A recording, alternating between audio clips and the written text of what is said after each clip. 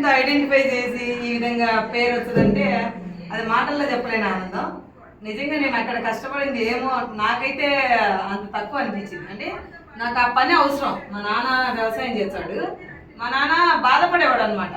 అరే కూలీలు దొరకలే, సకాలంలో మందు కొట్టలేకపోతున్నాం, పంట పెట్టినాం, దాన్ని తీసుకోలేకపోతున్నాం. అంటే ఒక రైతుకి కావాల్సింది టైం టు టైము మెడిసిన్. మనము జబ్బు వచ్చే విధంగా మందు వేసుకొని నయం చేసుకొని వెంటనే మళ్ళీ పనికి పోతాము. ఆ విధంగా పొలంలో జరగట్లేదు.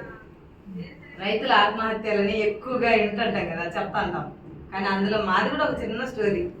అయితే మా నాన్న పడే కష్టానికి ఫలితంగా నేను ఏం చెయ్యాలా అనేది, నాకు ముందే అగ్రికల్చర్ అంటే ఇష్టం. చిన్నప్పటి నుంచి మాకు వ్యవసాయ భూమి ఉంది కాబట్టి ఆ వ్యవసాయ భూమితో పాటు మేము పనులు చేసుకునేవాళ్ళం. ఆ చేసుకునే విధానంలో కొత్త టెక్నాలజీని ఏ విధంగా తీసుకొచ్చంటారనే దానిపైన ఎక్కువ ఇంట్రెస్ట్ పెట్టి గవర్నమెంట్ ఏ స్కీమ్ వస్తుందన్నా, ఏ చిన్న మీటింగ్ వస్తుందన్నా ఫస్ట్ డబ్బులు చూసుకోలేదు, అక్కడికి పోతే లాభం ఏంటనే ఆలోచన చేయలేదు. మా నాన్న పడే కష్టానికి ఫలితం ఎక్కడ ఉంటుందో అక్కడికి వెళ్ళాలనే ప్రయత్నంలో భాగమే ఈ డ్రోన్. అందువల్ల నాకు ఇంత ఇంట్రెస్ట్ కలగడం, నేను ఆడపిల్లనని చెప్పి, నేను చేయలేనని చెప్పి ఎక్కడ నేను నిర్మమాట పడుకోకుండా మా ఇంట్లో వాళ్ళందరూ కూడా నాకు అంతే సపోర్ట్.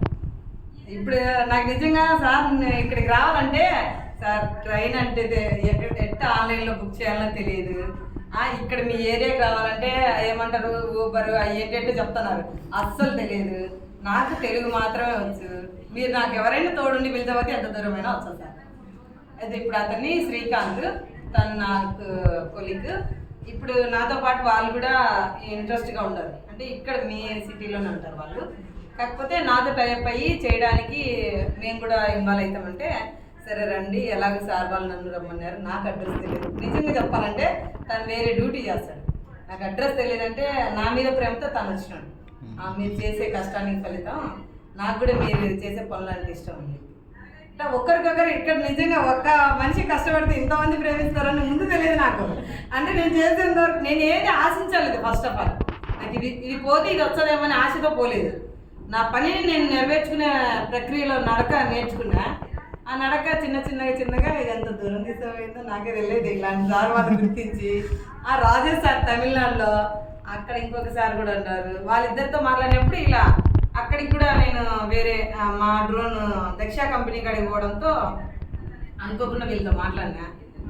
అంటే వేరే ప్రైవేట్ డ్రోన్లు అవి నడపడం కోసం అని చెప్పి అంత చిన్నగా నాకైతే 13 ఫ్లోర్లు ఫస్ట్ టైం ఎక్కిన లిఫ్ట్ అని ఇప్పుడే నేను ఆ సార్తో చెప్పొచ్చాను. సినిమాల్లో టీవీలలో చూస్తుంటాము, ఇది నా నిజ జీవితంలో జరుగుతుందంటే చాలా గమ్మత్తుగా నేను ఆ సార్తో చెప్పి నవ్వుకుంటూ వచ్చాను. అమ్మయ్య ఎట్టో గట్ట నేను 13 ఫ్లోర్లు ఎప్పుడు కట్టాలి సార్ అంటే వస్తానంట. కట్టాలంటే మీరందరూ సపోర్ట్ చేయాలా, ఖచ్చితంగా నేను కష్టపడతాను. నాకు తెలుసు నేను పబ్లిక్కి ఏం చెప్తానో ఫస్ట్ నేను చేసిన తర్వాతే చెప్తాను. చేయకోకుండా చెప్పడం అంటే నా చేత కాదు. మీరు ఇదమ్మా సినిమాలో మాదిరి స్క్రిప్ట్ ఇచ్చిన ఇదో ఈ విధంగా పలుకు ఈ విధంగా నటించంటే అది కిందికి మిందికి చేస్తుంది నాకు. అదే నేను చేసింది అయితే అనర్గళంగా ఎంతమంది అన్నా కానీ. ఇప్పుడు నాకు సీఎం సార్ వచ్చాడు, మనం ఏం చేసినా అంటే ఇప్పుడు నేను చేసింది ఇది అని వరుసగా చెప్పుకుంటూ వచ్చిన. కానీ ఆ చెప్పిన తర్వాత ఆ సార్కి లిస్ట్ ఆ వీడియో నేను వింటే నాకే అనిపించింది, ఓయమ్మ నాకు చదివే రాదు అనుకుంటానే, ఇంత చక్కగా చెప్పినానే. రైతుల్ని ఎకరాలని నేను ఎలా పని చేసినాని ఎంత అదంతా ఆయన మంచిగా ఇంప్రెస్ అయినాడు. ఇప్పుడు ఆంధ్రాలో ప్రతి మహిళ కూడా ఆయన 2047 విజువల్ ఏదైతే ఉందో ఆయన విజయవాడలో మీటింగ్ పెట్టాము. నేను వెళ్ళినప్పుడు ఆయన చెప్పినాడు 2047కి మొత్తం ఎస్హెచ్జి ఉమెన్స్ అందరూ కూడా ఓన్ మ్యానుఫ్యాక్చరింగ్ యూనిట్ పెట్టుకోవాలా, మహిళలు ఎందులోనూ తక్కువ కాదు, వాళ్ళకి మనం ఆర్థికంగా సపోర్ట్ చేసి వాళ్ళు ఎదిగి చూపిస్తారని ఆయన మైక్ పట్టుకొని చెప్పాడు. అంటే ఇప్పుడు ఇంకా ఆయన చెప్పినాడు దాన్ని సాధించాలంటే మనం మొదలు పెట్టాలి కదా. అది నాకు అనిపించింది, అబ్బా నువ్వు సపోర్ట్ చేయి సార్, నువ్వు లోన్ ఇయ్యి సార్, నేను పని చేస్తాను. నువ్వు లోన్ ఇచ్చినాక నేను ధైర్యంగా దాన్ని కట్టగలుగుతా. ఇప్పుడు నిజం చెప్తానా, ఒకప్పుడు నేను ఒక బైక్ కొనుక్కుంటే స్కూటీకి 4000 చిల్లర ఈఎంఐ కట్టాలంటే భయపడతాను. ఈరోజు నా ఈఎంఐ 1,88,000, నెలకి 1,88,000 నేను ఈఎంఐ కడతానా. గత 2 సంవత్సరాల నుంచి 3 లక్షల లోన్ ఉంది నా పొదుపు సంఘంలో. ఈరోజు నాకు 20 లక్షల నుంచి 30 లక్షలకి పెంచినారు. ఇదంతా కూడా నేను చెప్పుకోవడానికి నిజంగా ఏదో కల్పితం చేస్తే రాదు. ఇంత నాలో ఎస్బీఐ అంటే ఫస్ట్ ఏపీసీబీలో బ్యాంకులో ఉన్నాయి, ఆడ కొంచెం లిమిట్స్ వాళ్ళకి టైమింగ్స్ ఇంతే ఇవ్వాలని రూల్ ఉంటుంది. అక్కడ నుంచి డీసీసీకి మారి, డీసీసీ నుంచి ఎస్బీఐకి మారినా. ఎస్బీఐలో మామూలుగా 20 లక్షల లోన్ వరకు మొన్న 2024 లాస్ట్ వరకు కూడా 20 లక్షల గ్రూప్కి ఇచ్చింది లేదు. 10 లక్షలు, 12 లక్షలు, 16 లక్షలు అంతే. మళ్ళీ తీరినా కానీ 3 ఏళ్ళు అయినాక మళ్ళీ అదే కంటిన్యూ చేసేవాళ్ళు. 24 నుంచి నా రాత మార్చడానికి దేవుడు మలుపు తిప్పినాడేమో నిజంగా అనిపించింది. 3 లక్షలు ఉండే లోన్ని 10 లక్షలు చేసుకొని 10 లక్షల నుంచి 20 చేసి ఇప్పుడు 28 లక్షల్లో ఉంది మా గ్రూప్ లోన్. సార్ ప్రతి దగ్గర చూడండి, బ్యాంక్ దగ్గర పోయినా, బ్యాంక్ గడిపి నేను మాట్లాడిన మాట విని మేనేజర్ సార్ స్టన్ ఆయన నిలబడిపోయినాడు.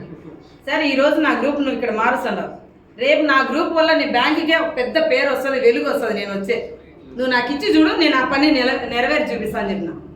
అన్న వితిన్ 6 నెలలకే సీఎం సార్ కలిసినాడు, సెంట్రల్ మినిస్టర్ సార్ కలిసినారు, జేడీఏ సార్లు, కలెక్టర్ సార్లు వరుస పెట్టి మాట్లాడేస్తున్నారు నన్ను. అప్పుడు అనుకున్నాడు ఆ సార్ పిలిచి, నిజంగా మా బ్యాంక్ మీటింగ్ ఒక మీటింగ్ రా అని చెప్పి వేరే ప్రైవేట్ బ్యాంక్ వాళ్ళు కూడా, అమ్మ నువ్వు వచ్చి చెప్పు, కొంచెం రైతులకి ఈ విధంగా అవకాశాలు ఉంటాయి, వాళ్ళందరూ మీరు రైతు కాబట్టి మీరు చెప్తే నమ్ముతారు, మేము చెప్తే ఏదో మా జాబ్ కోసం చెప్పినట్టు ఉంటుంది, మా ఒత్తిడి తగ్గించుకోవడానికి చెప్పినట్టు ఉంటుంది, ఇప్పుడు ప్రెజర్ అంటారు తర్వాత కట్టలేదంటారు, కానీ మీరు వచ్చి మాట్లాడితే కరెక్ట్గా ఉంటుందని చెప్పి ఆడ చెప్పడం చాలా సంతోషంగా ఉంది నాకైతే. నిజంగా ఈరోజు అయితే మీ అందరితో ఈ సంతోషాన్ని పంచుకున్నా. ఇంకా నాకు చిన్నపిల్లల లక్షణాలు పోలే, సంతోషం అనిపించినప్పుడు ఇట్టే ఉంటుంది.